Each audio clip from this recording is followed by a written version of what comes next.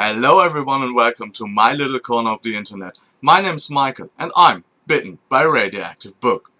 Today we're delving into the world of Flintlock Fantasy and find out what this subgenre is all about.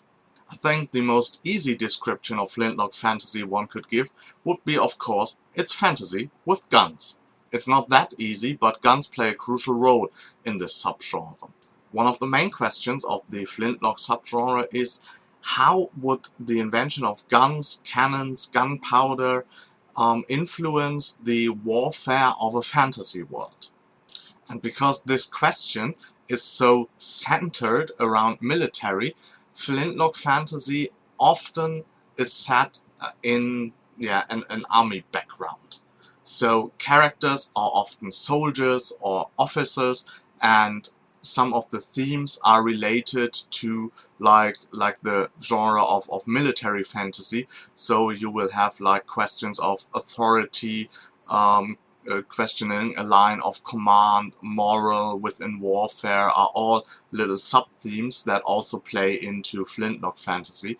And as I said, some of the main characters in Flintlock Fantasy are usually soldiers.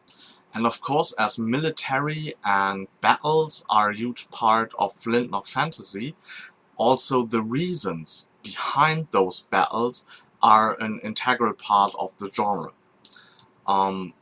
For example, you have more large-scale narratives dealing with why nations or ideologies might clash. Imperialism is also a sub-theme of the genre, and many questions of why military conflict is actually happening is dealt with in Flintlock Fantasy. And of course the second very distinctive difference between the Flintlock genre and normal fantasy genre is that in classical fantasy the world is very medieval, and in Flintlock Fantasy, according to the era of guns and gunpowder, we have more of a Renaissance world, Napoleonic era. So I think it's like the missing link, if you want to see it like that, between medieval centered fantasy and then steampunk, because Flintlock Fantasy is set a bit before steampunk. You don't have that many inventions as in steampunk, for example, and the ideologies in society are not as advanced as in steampunk. So it's like a link between those two better known genres. So where do you start when you want to get into the Flintlock Fantasy subgenre? I have like 5 reading tips for you today. First off, I'd like to start with a series many of you might have already heard of. It's the Temeraire series by Naomi Novik, starting with His Majesty's Dragon. This is actually more of an alternate reality series because it plays in our world, and is set in the Napoleonic era and asks the questions, what would happen to warfare if we had dragons? And even though it's set in our world, it has a lot of similarities to the typical Flintlock setting. Basically, the novel is about a friendship between an English officer and the dragon that becomes like bound to him by accident. And the main character here, Officer Will Lawrence from the English Navy, actually gets bound by accident to the dragon Temeraire, and now he has to find out how all this aerial combat works, and of course the forming friendship or relationship between him and the dragon are central parts of the narrative. This is a series that is really well known. I think there are about 7, 8, 9 books in the series so far, and so yeah, if you want to start to get into Flintlock and maybe want to have one foot still in our world with this alternate reality setting, that might be a good idea to start there. The next 2 books I'm going to talk about are books that actually are responsible for the whole boom the Flintlock genre got within the last 1 or 2 years, because yeah, there are debuts that got a lot of attention in the fantasy community, and yeah, got many really good reviews. I read both of them, and I'd like to start with the one I rated 5 stars. It's The Thousand Names by Django Wexler. Django Wexler's two main characters are both part of the colonial garrison of the Vodani Empire. They are, yeah, conquering like an Arabic culture desert nation, and the first character is Marcos Dorwa.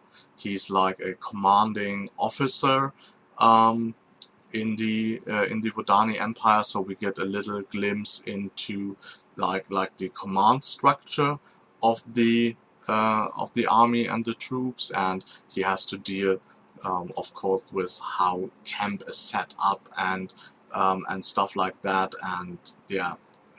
There's a rebellion forming, and he has to deal with that. He's not the one in charge. There are 1 or 2 officers above him, so yeah, he's not in charge of the whole army, but he's very important in the command structure.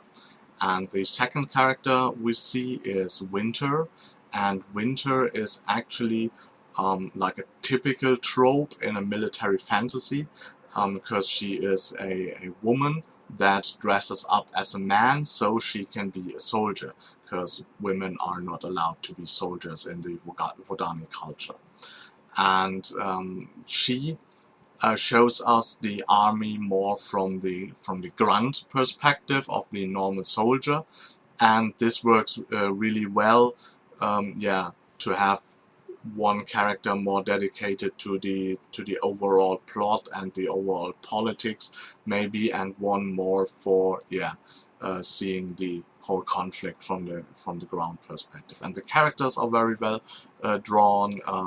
Django Wexler has a huge knowledge of military like movements and formations, and it's very interesting to see very detailed battle scenes. But if you now think, oh, nah, maybe that is too much battle for me, there are very detailed battles, but the most interesting parts are actually these two main characters and the whole conflict, and it's really worth a look.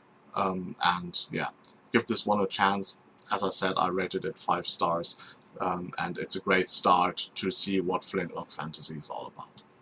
And the second book that is responsible for this boom of Flintlock Fantasy lately is Promise of Blood by Brian McClellan.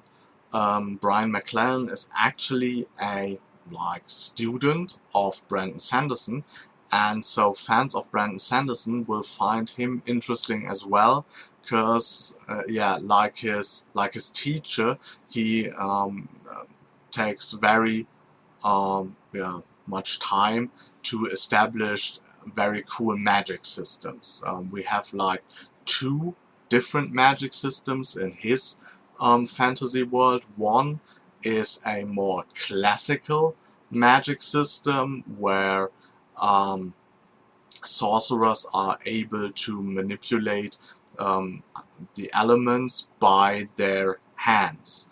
So they all wear gloves, and each finger, I think, is responsible to manipulate one element, for example, and by doing some finger combinations they can do spells. And yeah, that is a more classical theme. And of course, on the other hand, we have mages that work with this new invention of guns and muskets, gunpowder mages, and they are able to do like crazy stuff, like yeah, controlling a bullet and flying the bullet around corners so it hits a target, or hitting targets from a very long range and stuff like that, or just being able to burst up gunpowder, and they have to, I think, eat gunpowder a bit, so it reminds you a bit of the Elemency that Brandon Sanderson does, and yeah, that's very interesting. And the whole story of the book is set about a revolution where the powder mages actually kill the king and his more traditional mages, because the whole royalty is very corrupt and is not treating the citizens very well, and so the military decided to do like a coup to make the world a better place for everyone. So it's a typical relation story, but when the mages start to die, they all say something like the promise of blood cannot be broken, and yeah, so accidentally the soldiers messed up with some kind of old prophecy and then have to deal with the aftermath of this. So so like gods and religion get involved, and yeah, it's a really good blend of this Flintlock fantasy theme and classical, very epic storytelling. And the next two books are part of my TBR abyss, so books that I'm going to read at some point in the future. The first is the Iron Elves trilogy by Chris Evans, starting with a Darkness Forged in Fire.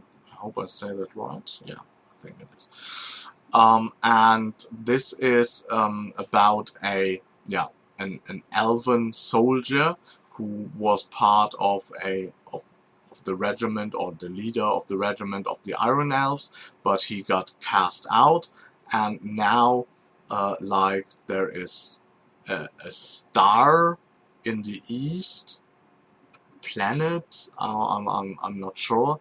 No, it's a star, and every nation is like racing to get to the star and unravel its mysteries, and therefore he gets like pardoned by the elven court and has to assemble his regiment again and go up against some elven witches who are also after the power of the star, something like that. And it sounded really interesting. Of course, again, you have this military theme, but now it's set in a really fantasy world where actually elves are running around, and the whole idea of imagining an elf maybe in some kind of Napoleonic era uniform is intriguing to me somehow.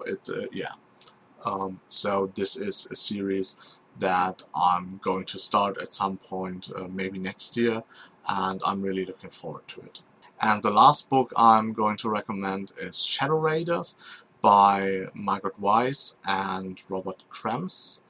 And Margaret Wise is, like a staple of the fantasy genre. She wrote the Dragonlance Chronicles together with Tracy Hickman and many books in the Dragonlance series, but also many other series as well, with Tracy Hickman as a co-author or with Don Perrin.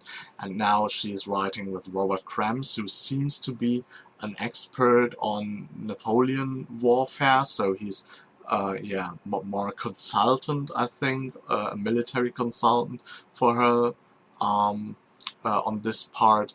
And Margaret Wise, as you can see on the cover, is fascinated by dragons, and I think always writes very interesting stories about dragons. And in this world now, the basic idea is that there's some kind of gas, and all the continents or countries are actually more like big islands that are floating on that gas cloud, and have to be traveled by airships or by dragon ride or something like that. And the conflict is set in this kind of world. And as I said, Margaret Wise is an established author I know and like, and the interesting thing is that it is a trilogy, and the last book is coming out September 23rd, so it's a trilogy that will be concluded like next week. So you could, as with the Iron Elves, head right into that trilogy and yeah, read them. So that's it for our little trip into the Flintlock Fantasy subgenre. I hope you liked that little glimpse into this world. For the next coming weeks or the next upcoming Thursdays, I have planned to do like a broader guide on more fantasy subgenres, because I often see that a lot of vocabulary in fantasy is kind of misused, like high fantasy or epic fantasy or something. Everything now is high fantasy or epic fantasy, and subgenres for beginners can be very confusing when you read like, oh yeah, this is a low fantasy sword and sorcery with a few Grimdark elements. You're like, what? I don't know. So we're going to look into actually some of the subgenres of fantasy, and yeah, I hope after this series then finishes you have a good grasp of what kind of subgenres are existing in fantasy and what they are actually about, and yeah, get a better grasp of what is what, and yeah, a bit more into the fantasy vocabulary.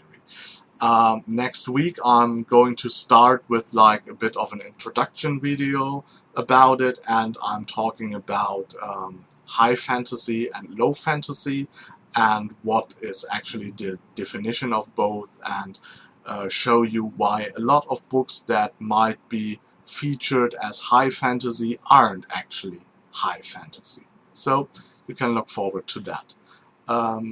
About this and all the other things upcoming on my channel you can read on the Horizon segment in the commentary box or in the description box. I hope you liked this video. If you did, please hit the like button. If you want to see more of me, subscribe to my channel. I wish you a good day and hope you get bitten by a really good book too. Bye.